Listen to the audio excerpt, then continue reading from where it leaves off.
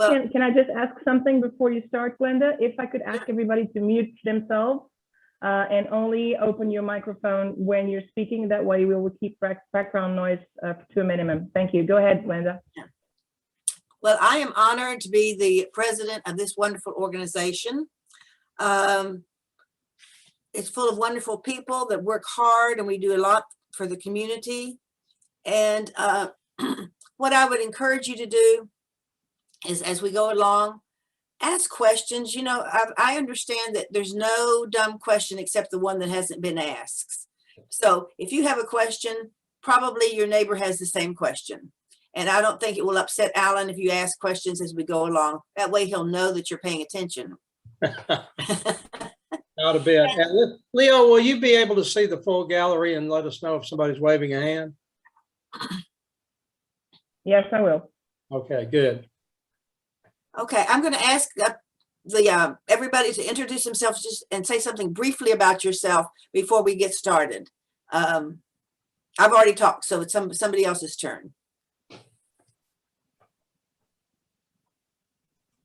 Let me say I'm Mim Ruby. Most of you know me from my emails, and I'm the membership chairman, and I live in South Austin, and I welcome each and every one of you.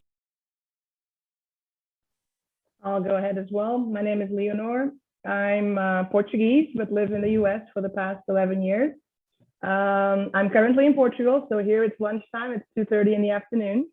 I'm the secretary and past president of the club, and you'll see some emails from me as well. And I'm the person you would talk to when regarding to dues or anything related to your membership. Thank you, and nice to meet you all. And I'm Alan Ford. I have been a member of the club since about 1983 and was president in 1990 and 91. And about 15 years ago, we moved out here to Western Bastrop, I guess you would say, about 16 miles east of the airport. So it's still a pretty easy drive into Austin. And I enjoy being the Bastrop County representative for the club.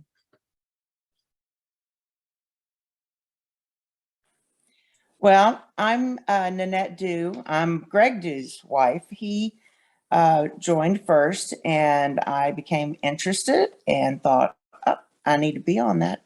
So I joined. I am well, almost retired. I'm not quite the age that I can claim the retired, but I haven't taught for 15 years. But I was a middle school teacher, 6th grade language arts, and now I volunteer at church, and I enjoy my Lions Club meetings. So I'm glad to be here today. We are Kit and Susie. Kit Thompson, Susie Gallagher. Hi. We were invited by Chuck Mandelbaum and Sid Popinski, and liked what we saw of the Lions Club. We participated in some of the cleanup work at the Lions camp back in the early spring. And that really kind of hooked us on the service activity. So we have come on in and joined the club, and we're interested in learning more about what we can do to participate. Good morning. I'm Cody Nagy Montgomery, and I, in 1997, started working at the Texas School for the Blind and Visually Impaired, and I've been there ever since. And I'm currently a home economics teacher there, and that's where I met Patty Robinson, and she invited me to join you guys' this fabulous Lions Club. I also help out with the Leo Club there at TSBVI, trying to encourage our students to get in touch with their home school district's Lions Clubs. So I'm excited to get working on projects. This is a lot of fun. Hey. Oh, sorry. I'm Mary Lou Clayton. I was asked, Rudy asked me to go to Boone School to give help with the lunches for Boone School, which is named for my parents. So I went and had a wonderful time, and Tommy asked me to join, and I told him I just didn't have time to. And then later, Rudy asked me, so I thought, well, maybe God wants me to be in Lions Club. My daddy was a very active line. He was a Melvin Jones man. And my husband was doing the sportsman's, he's done everything. And they both loved Lions Club. So I thought, well, okay, I'll do it. So I'm real glad. It's a wonderful group. And I'm very, very grateful to be invited to be part of it. Hey everyone, I'm Jordan. I'm from Southeast Missouri originally and moved to Austin to go to UT to get my master's in architecture. I just became a recently licensed architect. So now that I have a little more time, I'd like to get involved in the community. And I have a lot of friends and my parents' friends in my hometown who are Lions Club members, and they just really enjoy their experience there. And I remember growing up going to the pancake day that Lions Club would throw on, and it just seemed like a great environment and a nice community organization that I'm very excited to be a part of.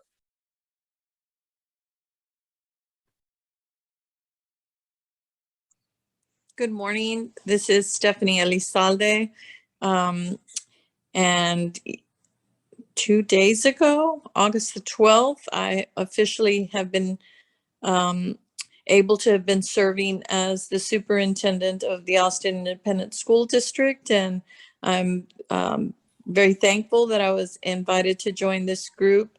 It'll assist me to become deeply connected to our community as I continue to serve in this role. And thank you to the Lions Club for everything that it has done for our school district, our students, and our staff as well. Excuse me, Lionel Izaldo. This is Alan Ford. So now you're serving. Have you been served yet? Actually, I think there's word out there that there could be a jury, a summons for me soon. We'll just have to see how that goes. Okay, well, let us know if we need to show up at some place in time to do a demonstration. All right, who's left? I think Ann We is just left. need Ann. Hands on. Yeah. I'm here. I'm sorry. I'm getting Introduce ready. yourself. Yes, I'm Ann Ward, and I'm a past president. I served in 2019 to 2020. I grew up in the Lions. My father's a former district governor. He was a Lion for 70 years, and I'm carrying on his legacy. And I'm also very involved with Texas Lions Camp. I serve on the executive committee. And as of last Saturday, I'm now the treasurer of the Texas Lions Camp board. Well, thank you all. And here we go. Ellen, you're up, and we look forward to your orientation slides. Well, thank you, ma'am. Welcome, everybody. I do have a little question. Well, we get to that in a second. Let me give you a quick overview of where we're going here. We had this divided into two parts for when we were doing two separate sessions. So in the first part, we're going to talk about who Lions are in general and about the Lions Club's international organization and what Lions do. And then in the second part, we'll talk about our club, what we do and how we do it. And I have this little graphic here that was designed for in-person presentations in case you happen to get overdosed on PowerPoint. Since we're doing it this way, I'll suggest something instead that I heard a good thing the other day. The ophthalmologists were saying that when we're staring at our screen for a long period of time, we should follow a 20-20-20 rule. Every 20 minutes, spend 20 seconds looking at an object at least 20 feet away. And so I hope that means, I hope you have a window in your office or wherever you're watching from or someplace you can find something 20 feet away, but do the best you can to try to avoid PowerPoint poisoning or just downright screen poisoning.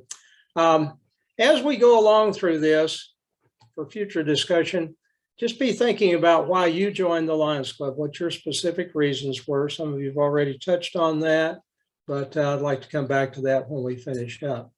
So first of all, who we are, what we do. Lions, basically just dedicated to serving people in need. You know, the motto is we serve, whether it's in our own community or around the world. I like to say from around the block to around the world. So altogether worldwide, there are about 1.4 million members in a whole bunch of clubs in more than 200 countries. In 2004, 2005, my daughter was traveling with some people in West Africa, in Mali, one of the poorest countries in the world, where she said when they left the airport, everything there was brown. The houses, the ground, the sky, everything was brown until they were heading into the capital city of Bamako, where she saw a sign with a Lions logo on a telephone pole that said Lions Club meets here. So we're all over the place. Excuse me. Still having these allergy problems. So some of the benefits of membership are the opportunity to help people in need, to make a difference in your community, have an impact on people all around the world, and all the other things that you see there in front of you, including opportunities for networking and opportunities for travel if you take advantage of some of the great educational programs that Lions have. During a pandemic, we've had to modify that a little bit to helping those in need at appropriate social distancing. We've been definitely enhanced our communication skills. We've been working hands-on with gloves. We've been meeting new people's pictures and voices and hope to meet more of y'all in person sometime. And the travel, maybe that'll come around someday too. But in the aftermath of the pandemic, we figure we're going to be needed more than ever. Now, a little bit of history here. Back in the 19th century, community organizations might perform some kinds of civic services, but they tended to be centered on mutual benefits like fraternal organizations for insurance purposes or special purpose organizations. And a prime example of that would be volunteer fire departments. Basically, if a community saw need, if a community saw a particular need, people would organize around that need and serve to fill it. Now, toward the turn of the century, the era of progressivism arose. There were leaders like Theodore Roosevelt who advocated broader involvement. And there were new ideas about the responsibilities of people who had means. One of the examples of that was Andrew Carnegie, who built hundreds of libraries all over the country, even around the world, and gave them to communities, provided that they made a commitment to support those libraries going forward. But again, philanthropy was mostly for specific individuals with specific means to do it.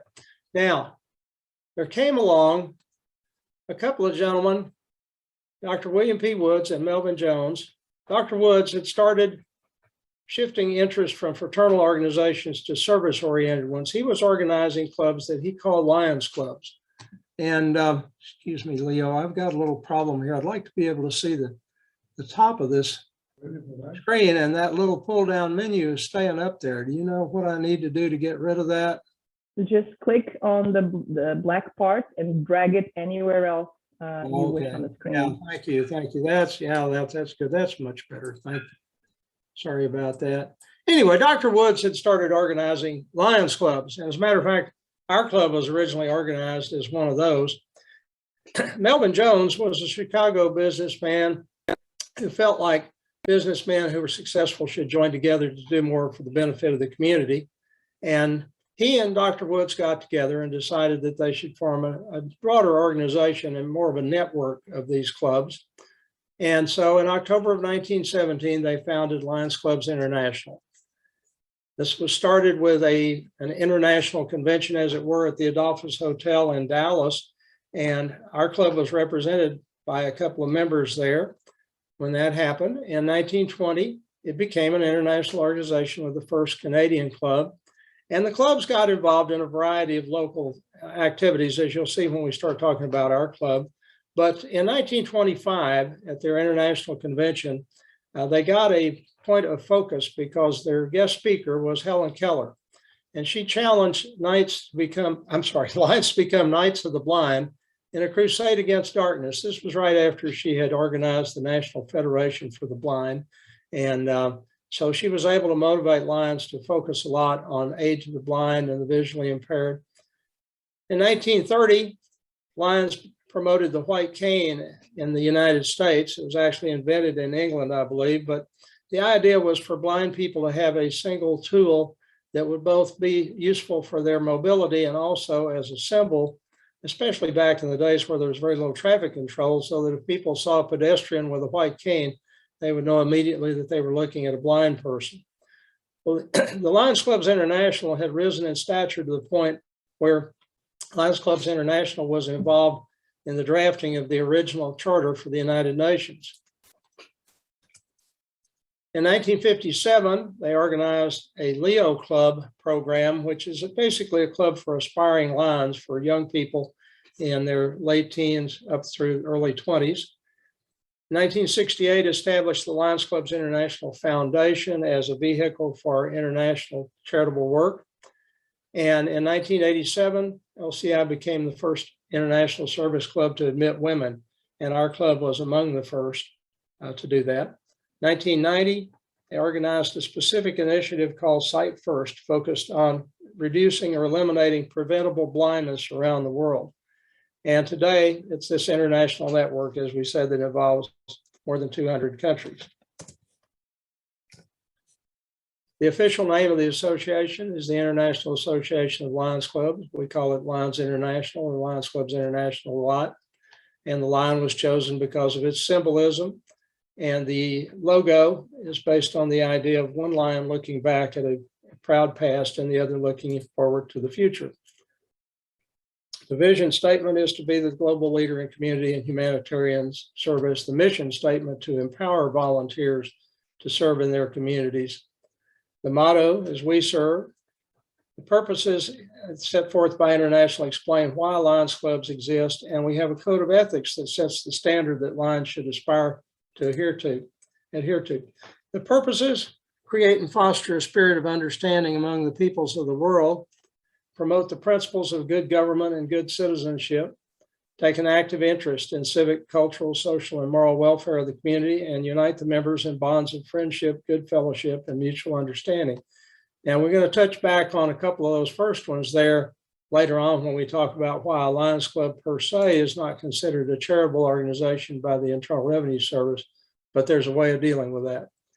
And also to provide a forum for open discussion of matters of public interest. However, we do not debate partisan politics or sectarian religion at the club. That doesn't mean that we don't have politicians or religious figures as speakers sometimes for informative purposes, but we do not use it as a forum for debate.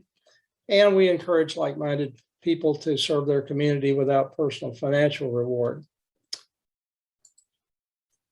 The code of ethics: show my faith in the worthiness of my vocation by being a hard worker. Let me back up there. Seek success in what we're doing, but not at the price of lost self-respect or unfair advantage. Remember that we don't have to tear down somebody else to build ourselves up. And whenever a doubt arises about whether something is right or wrong, to resolve those doubts against myself. I hold friendship as an end and not a means. Always bear in mind our obligations as a citizen. And give freely of my time, labor, and means. Aid others by giving my sympathy to those in distress, aid to the weak, and substance to the needy. And be careful with criticism and liberal with praise. Build up and not destroy. And I would say here, I've seen some things, postings on social media lately that were of a pretty destructive nature, posted by somebody who's sort of a friend of a friend of a friend. And while doing that, he's wearing the apparel of a fraternal organization that I know does not broadly endorse the positions that he's expressing. So I think we need to be careful what we say or do when we appear to be representing our organization. Anyway, at the international level, we have officers to implement policy and serve as inspirational leaders, and they are truly worldwide. Our international president comes from Brooklyn, New York, our first vice president from Minnesota, second vice president from Canada, but the third vice president is from Brazil, and we have the immediate past president, who becomes the chairperson of the Lions Clubs International Foundation, is from the Republic of Korea. The policy is all set by the International Board of Directors, which is a broad representation of the world 34 elected members, and then the president or the board gets to appoint another 8 members of the board. Together, they govern the association's operations and set the basic rules. And there is an international constitution. Clubs may have their own unique constitutions, but if there's a conflict with the international constitution, the international rules have to prevail. It's a pretty flat organization if you're used to thinking in organizational terms, because beneath the international board and the international president, the whole organization is divided up into a multitude of districts, and probably remembers the exact number, worldwide. And within a district, basically the clubs report directly to the district, although for coordination purposes, there are some people in between. But everything is at this level is done voluntarily. In fact, it all is. And that makes it a very efficient organization, and one of the reasons that Lions Charities are accepted as one of the most efficient and effective uses of charitable donations. There's a headquarters in Oak Brook, Illinois, that supports clubs with supplies, distribution, organizing, convention and events, handles membership finance, information technology.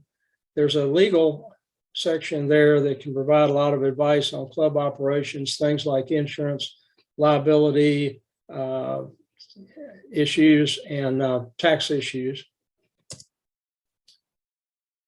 And this is basically a rehash of what was on that previous one. However, at the club level, we need to remember that we have to be in conformance with the international constitution and bylaws. We have to report our membership and activities and pay some international dues to support that international office. And we have to respect and protect the Lions trademark, and we'll touch on that some more later. Yes, here we go. There are 750 of those districts, and each district consists of 35 or more clubs and has to have at least 1,250 Lions in a district. And within that district, there is a district governor, and some of these districts are huge. Ours is relatively small. I think it's still about 6 or 8 counties. Some districts, obviously, in places like Alaska, may represent the entire state, and perhaps the Yukon territories and a big chunk of British Columbia. So it varies widely depending on what fits those criteria. Multiple districts within a territory, they form a multiple district. The state of Texas is multiple district 2. And so our district is known as 2S3.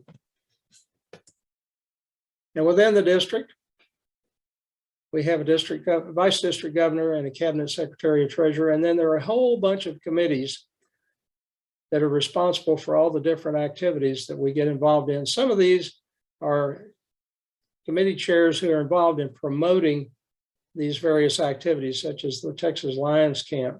Some of them, as you can see, handle a lot of other areas, but they go about the district and conduct programs to help support various activities.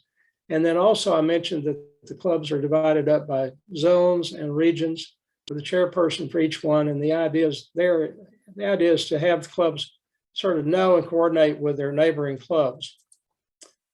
This is a not really outlined view of our district, but basically you can see it's divided up into the regions by numbers, and then the zones within those are alphabetical. And it basically is centered on I-35 from New Braunfels up to about Jarrell, out to Copperas Cove, or Killeen, not Killeen, and east-west, maybe Johnson City over to Cameron, and down to, actually, my county, Bastrop County, is divided for some strange reason, so that the Smithville Club is actually in another district. Anyway, what do we do? Okay, Ann, are you prepared to talk about our current global causes? Yes. Good morning, everyone. I just wanted to share briefly this past weekend at the Texas Lions Camp annual meeting. The LCI president Doug Alexander attended, and we are one of the first stops. Texas is one of the first stops that the LCI president makes each year. The president takes over in July, on July 1st, and we have our meeting the first weekend in August. So it was quite a pleasure for some of us to meet Doug Alexander, and he truly embodies the spirit of Lions we serve. And he shared a lot of wonderful stories about his experiences. I believe he's been a Lion for 37 years. And anyway, he's been involved in leadership at all different levels in the organization. And he had served as an international director and was actually moved into the position of first vice president last year when Haynes Townsend, who was serving as first vice president, he was from Georgia, I believe, and he died unexpectedly. And so they called on Doug Alexander to step into that role. And then he became president this July. And one of the things that President Alexander talked about is how Lions serve all over the world. And some of you are familiar with some of those service activities that we are involved in. As Alan mentioned, we really were focused primarily on vision for many, many decades. Lions were almost synonymous with vision activities. And certainly we continue to be a leader in vision. We work to prevent avoidable blindness, and we try to improve the quality of life for people who are blind and visually impaired. And in a bit, you're going to hear about our vision screening activities that we do in the schools in the community. We also do services to help people get eye exams and glasses, and we recycle eyeglasses that are then used in foreign countries. Another area that we are very involved in, and we certainly were during the lockdown of the pandemic, was hunger. We were involved with Meals on Wheels. We helped load cars to deliver food to people who were homebound, but Lions all over the world work to ensure that people in their communities have nutritious foods. President Alexander told a really great story about how his club delivers Thanksgiving meals. And they also, during the pandemic, were providing meals to first responders. So hunger is an area that we are very involved in. The environment, around the world, we work to sustain, protect, and restore our environment to improve the well-being of all communities. And in some of the foreign countries, that involves things like clean water and having appropriate waste disposal systems. Here in our part of the world, we have been involved in some projects dealing with tree planting, but we are just embarking on this plastic recycling. And so that's a very exciting time for us. About 3 or 4 years ago, LCI added 2 areas of service. They kind of modified what they had called previously youth, and now we're calling it childhood cancer. And many of the clubs around the world are working to help children who have been diagnosed with cancer, help those kids and their families. And they are serving in many, many different ways.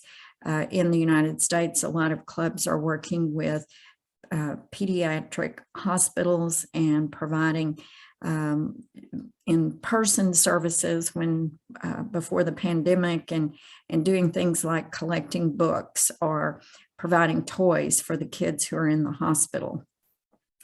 And then the area that was also added is diabetes.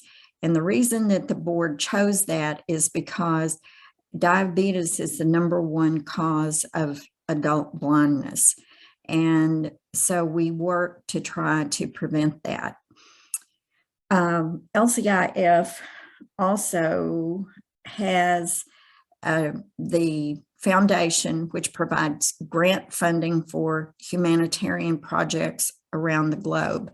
And I believe that Doug told us that they have given, I think it was 313 grants related to the pandemic for clubs and districts to do various things. And they have also served in disasters. And I just want to say a moment about disasters. Some of you may remember the Hurricane Harvey, and it hit 4 districts along the Gulf Coast. And Texas ended up getting over $1 million from LCIF to help rebuild after that hurricane. So it's been wonderful. They partner with local communities. They provide some immediate disaster relief, and then they also provide grants for long-term reconstruction projects. And Alan, if you'd back up for just a second on the, these are some of the groups that LCIF has partnered with around the globe, doing things to eradicate illnesses in Africa. They've worked with the Bill and Melinda Gates Foundation, with the Carter Center. That we're very involved with the World Health Organization. So you can see some of our partners around the globe, and LCIF is very well known and well respected around the globe. And a portion of our dues we do provide some financial support through the club to LCIF, but it is something that you can support individually as well. And did I cover everything, Alan?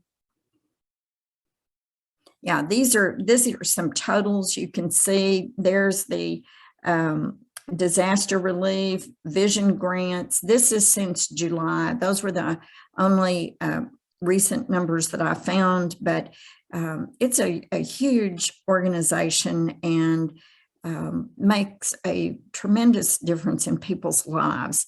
And that was one of the things that I really enjoyed hearing from Doug Alexander. You know, that's what Lions do. We make a difference. We change people's lives. And I'm really proud to be part of it and glad that all of you have joined us because more hands means we can do more work. And aren't most of those LCIF grants done on a matching basis? Most of them are, but for example, on disaster relief and the grants that Texas got during Hurricane Harvey, the LCI board can approve up to $100,000 grant immediately. And that they sent within the first week after the hurricane, we got $100,000 in Texas, and they used that money. Those 4 districts worked together and they used that money to provide clean water and to provide food and things that were of an immediate need.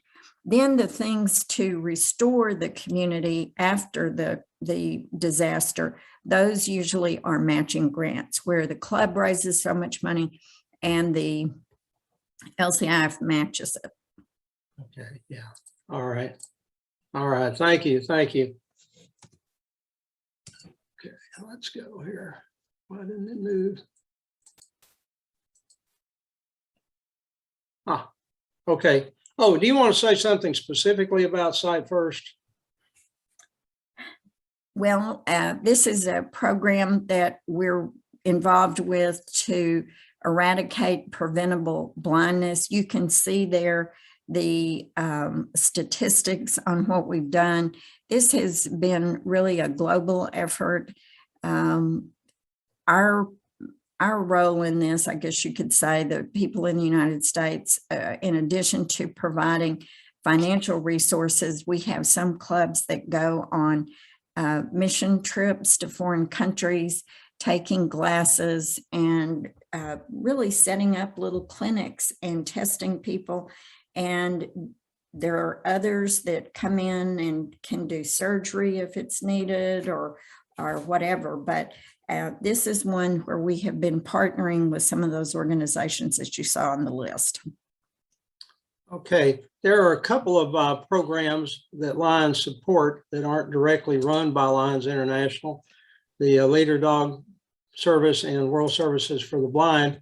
Leader Dogs, you may have already heard a program on the training of the puppies for those, but Leader Dog trains the dogs themselves and they train the users to whom they're supplied in how to work with them.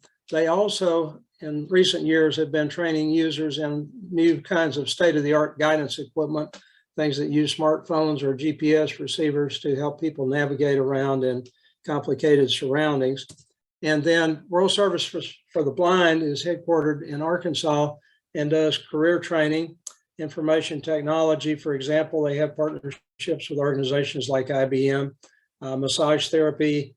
We had, by the way, we had an interesting talk. I don't know if there was ever a connection with World Services for the Blind, but we actually had a talk a few years ago by a blind acupuncturist who had received her training partly with help from Lions clubs. But there are other jobs that they train people in, call center operation, credit counseling. And at the same time, people can be learning additional life skills related to mobility and communications.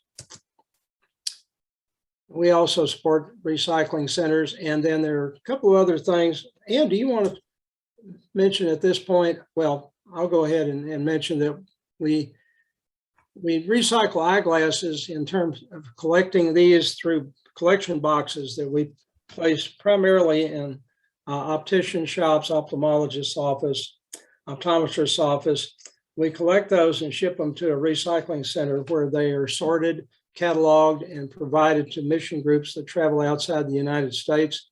And with just a few hundred pairs of glasses, they can go somewhere and generally equip about 90% of the people that they meet who need glasses, whether they be teenagers or octogenarians. And sometimes it's the first pair of glasses that those people ever had. And now we've got a little more detail about what we do for the camp in our club section, but do you want to talk about what the camp does? Yes, thank you. I do want to say one thing about the two organizations that Alan just mentioned, the Leader Dog, which Nanette and Greg know quite a bit about because they're raising a puppy, and World Services for the Blind. And what I want to say is Lions were informed in creating those organizations. And I think that's probably why we have such a close connection to them. Yeah. Here in Texas, the Lions of Texas back in 1949 were that was during the polio epidemic.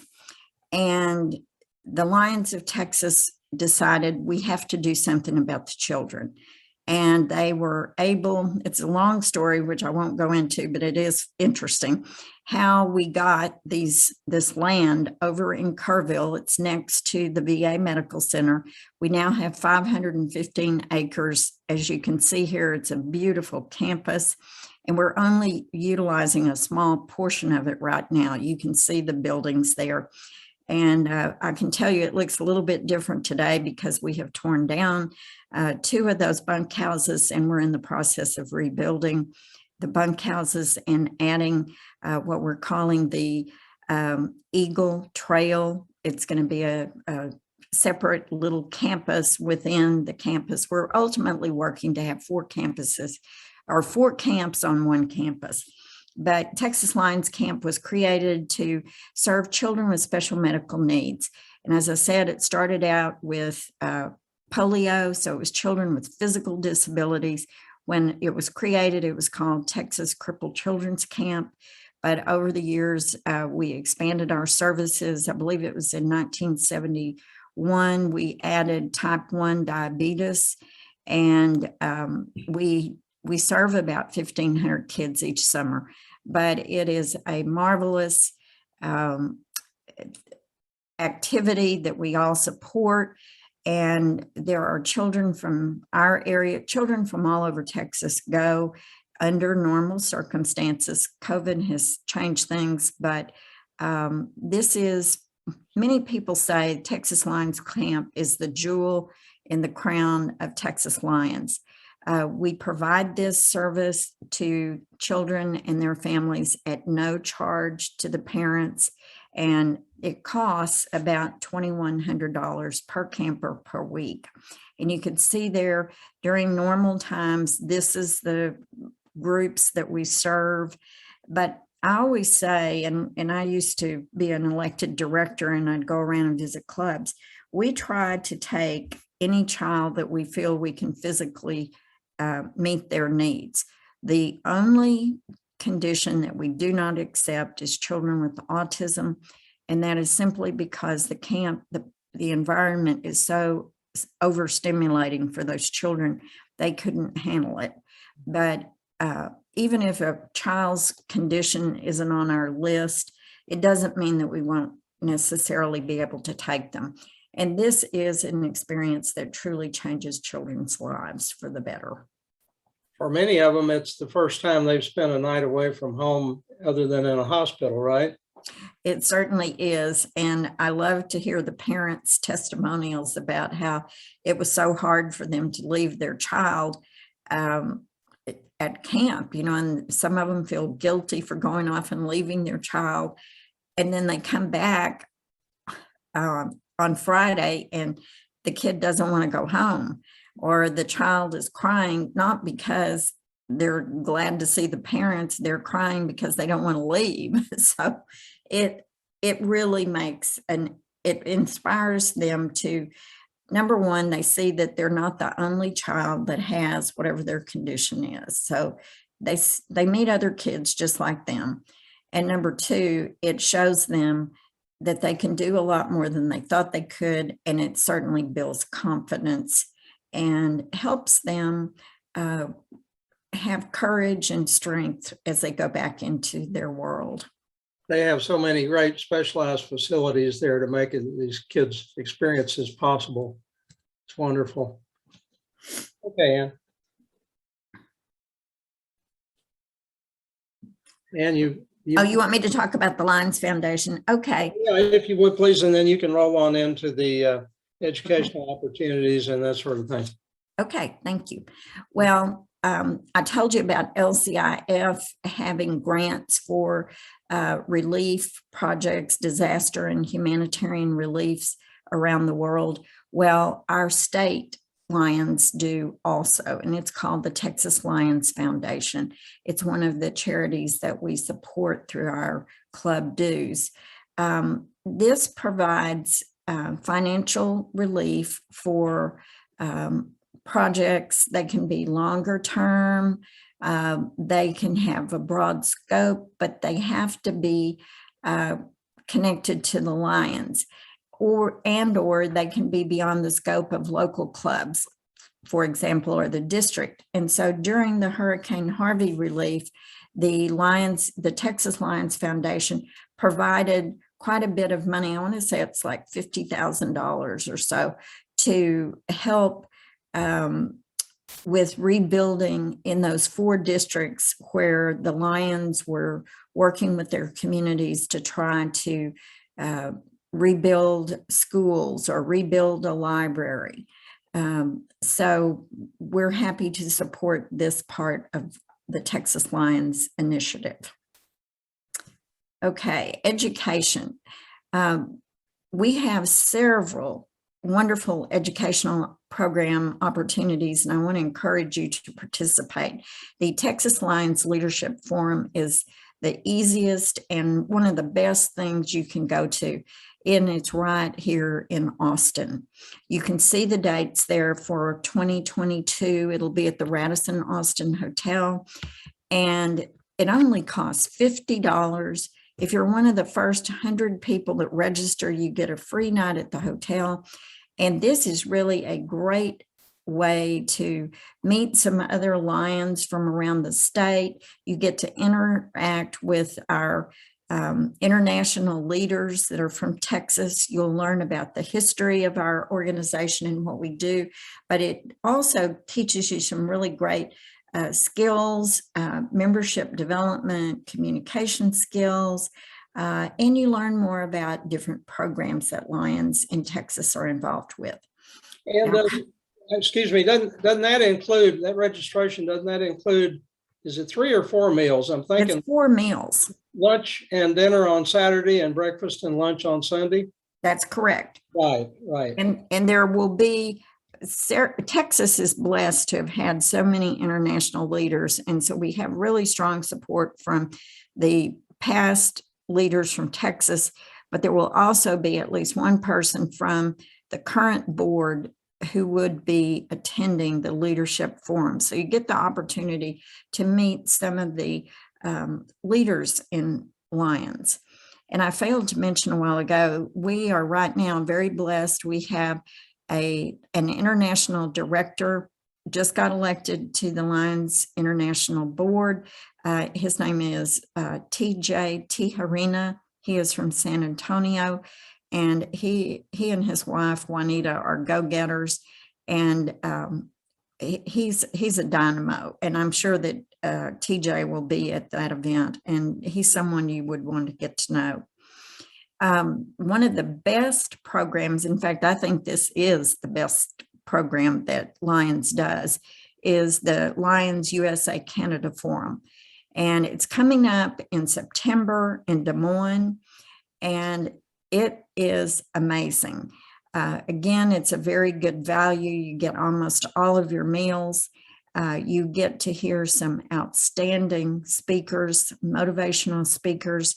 You do a service project. We do what's called the Strides Walk, which raises money for diabetes.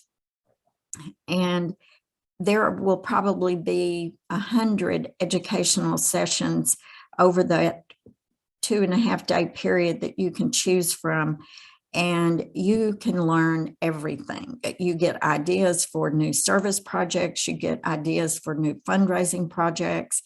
You learn how other clubs handle their communication, how they recruit new members. You just come home with so many great ideas. And I know every time I go, I'm just like so excited when I get back, and I'm like, okay, how can I get this to happen? How can I share this with everybody? And we still are struggling to make sure that we disseminate what we learn. But I believe we've got 3 people from our club attending this year. Glenda, our president, is going, Patty Robinson's going, I'm going. And I think that Greg and Nanette had originally planned to go, but their plans have changed. But this is something you should mark down and try to attend. And I believe, Alan, isn't it next year going to be in Canada? Calgary, right. Yes, I'm excited about that one.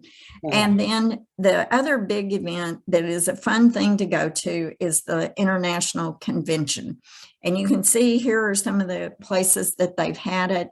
Unfortunately, it was canceled in 2019. It was held virtually in 2021.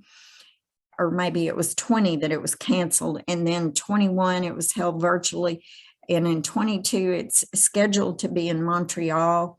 The cool thing about the convention is you come and you see thousands of Lions from all over the world, and they wear their native, especially like the African countries, they wear kind of native costumes, and we have a parade of the different countries put on this giant parade. Texas marches in the parade. We have the parade of flags, where all of the flags from the nations that have Lions clubs, there's a very moving event where they do the parade of flags. And it's a big party. There is some education, but the emphasis is on just the networking and just the building international friends around the world. And this is also the business meeting of the clubs. And this is where the new district governors from all over the world are sworn in. And we see the transition in leadership on the international board. I do want to throw in a couple of comments here. I've only been to one international convention. That was in St. Louis in 1991, but it was really amazing. The keynote speaker was Charles Kuralt from CBS News, and the speaker who stole the show was Elizabeth Dole when she was running the Red Cross. And I think it is generally true of the places that host that convention that they end up saying that the parade is the largest parade they've ever had in their city. And it's typically there are what, 15, 20,000 delegates there from around the world, along with families in many cases. So it's quite spectacular. And I attended the Centennial Convention in Chicago in 2017, and there were about 30,000 Lions from all over the world there. Yeah. Okay. You want- Okay, this is kind of how our district, these are some of the district activities.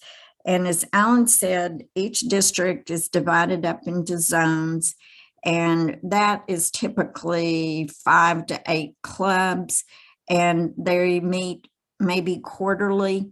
And it's the president and the secretary that are invited to attend. And this is a new role for me, but I'm going to be zone chair and get our clubs in our zone together and see what we can. It's a way to share information, work, and hopefully work together. And when we get into talking about our fundraisers, our club does work with one other club on a fundraiser, but you can also work on service projects together. And then there are region meetings that the zones feed into. 2 things I want to call to your attention and encourage you to try to attend. Our district, we have 4 meetings per year, cabinet meetings. 2 of them, though, are really broader than that. And that's our midwinter conference, which is held in January. And then we do a district convention, and it's usually in April or May. And Alan has information about the district convention here on the screen. This is our business meeting. This is where we elect our district governor and other elected officers for the district. And this is actually where we elect our representatives to serve on the Texas Lions Camp Board. That's how you become an elected director, is through your district. There are also educational seminars, and it's a really great opportunity to meet other people in our area and learn from each other. And mark your calendar now, our district convention for the 2021-22 year will be April 30th in New Braunfels. And it's a great opportunity. We also give awards are presented, and we have displays so you can learn about various things that our district is doing. And so it's a great activity to attend. Okay. Then we have a state convention. And we had about, 4 or 5 people from our club went to the state convention that was held in Waco this year in May, and it was great. This time you get to go and you meet Lions from all over the state. Again, there are display booths about different activities. You can also interact with some vendors that provide products for that we use in our services. And the convention rotates around through the state. We have 16 districts in Texas, and so every 16 years, the convention is in your district. This year, it's going to be in Abilene, and it'll be May the 26th through the 28th. And it's a real fun time. It's also where our opportunities for youth contests are finalized. We have some programs for young people, and they feed up through the districts to the state. And in the past, we have been able to hear these students give the winners give their speech or share their essay. And it really is inspiring to hear these young people talk. It's usually on drug awareness, and there's one on diabetes. And it's just amazing to hear these young people and their ideas, and kind of gives you faith in the future. But it's a fun time, and I would encourage you to go, and it is a learning experience too. Okay.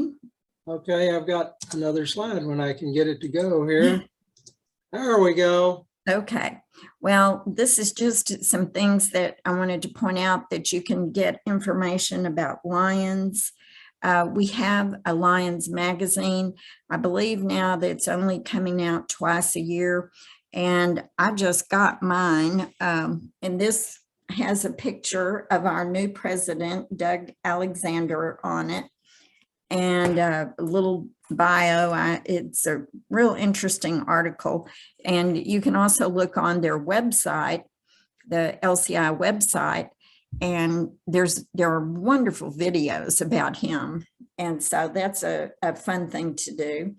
And you will periodically get emails from LCI. I often get emails from the foundation president, because the immediate past president of LCI becomes the head of the foundation. So you'll get emails telling you what LCIF is doing. We also have our social networking. We have Facebook and Twitter. And that's the communication you get from the international level. In our district, we have a district newsletter.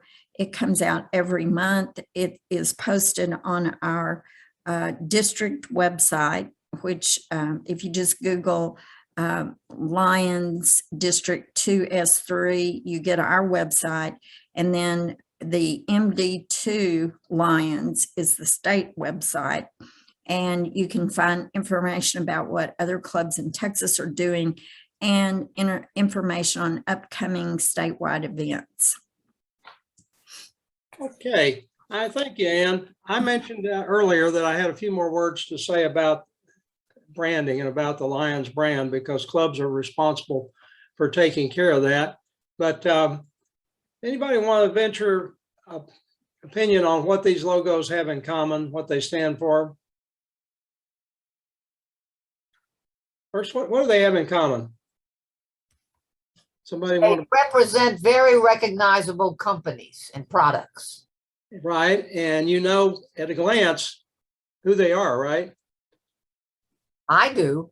They're internationally recognized. Most people would recognize most of these, I think.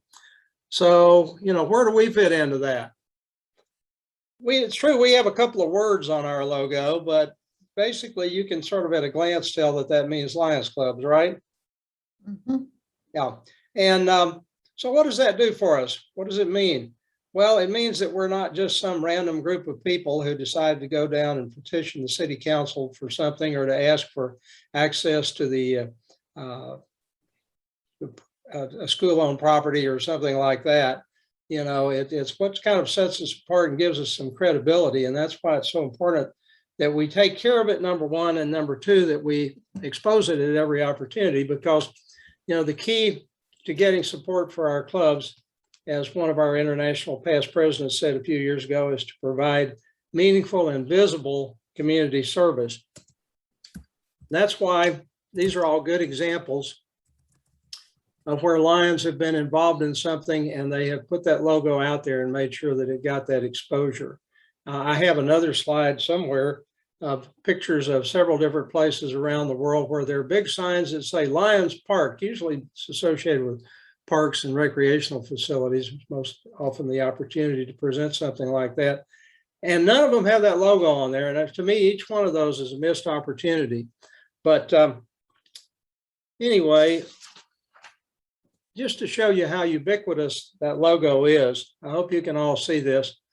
Have any of you seen a little movie called Fear and Loathing in Las Vegas? It starred Johnny Depp as the late Hunter S. Thompson.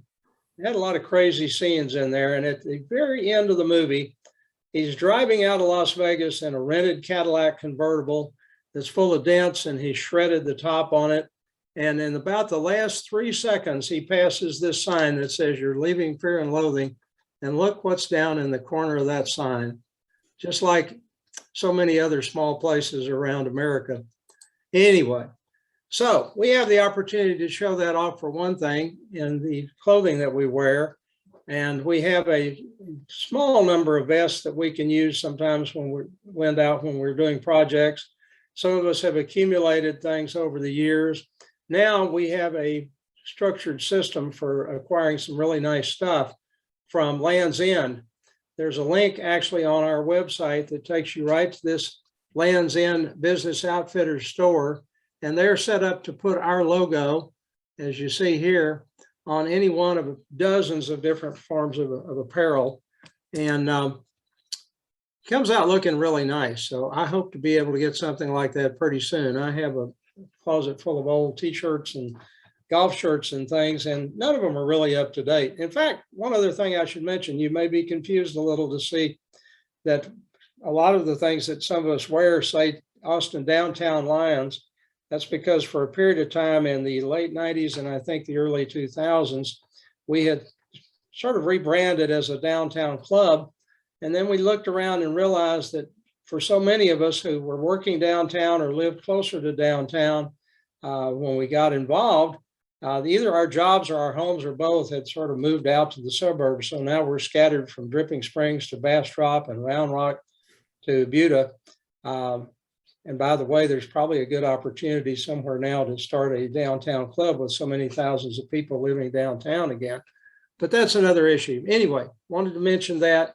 Our responsibility to protect that brand, though, means we have to engage in those visible and meaningful activities. We have to keep those doors open to other organizations by preserving the trust that other people have in us. That means that if we accept contributions, we have to use them as the donor intended, and as we represented, they'd be used. We have to provide fair value in goods or services that we sell, and we need to observe our code of ethics.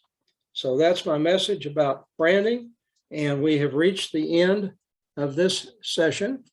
I think this would be a good time for me, at least, to have about a 5-minute break. Is anybody else in favor of that? Yes. Yes. Yes. Okay. All right, let's try to keep it to 5 minutes. Let's all get back on here. I'll change files and try to be ready to take off for the next part. Thank you. Great, thank you.